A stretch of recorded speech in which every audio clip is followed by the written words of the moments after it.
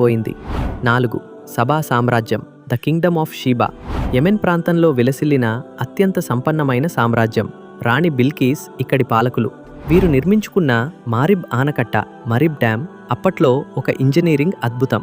కానీ వారు దేవునికి కృతజ్ఞత చూపనందున దేవుడు ఒక పెద్ద వరద, అరిమ్ ఫ్లడ్ పంపి వారి తోటలను, ఆనకట్టను నాశనం చేశాడు. 5. సదూమ్ మరియు గొమొర్రా, లోత్ ప్రవక్త జాతి. ప్రస్తుతం ఇది మృత సముద్రం, డెడ్ సీ ప్రాంతంలో ఉందని భావిస్తారు. ఈ జాతి ప్రజలు అశ్లీలతలో మునిగిపోయి ప్రకృతికి విరుద్ధంగా ప్రవర్తించేవారు. వారు స్త్రీలను వదిలి పురుషుల దగ్గర తమ కోరికలను తీర్చుకునేవారు.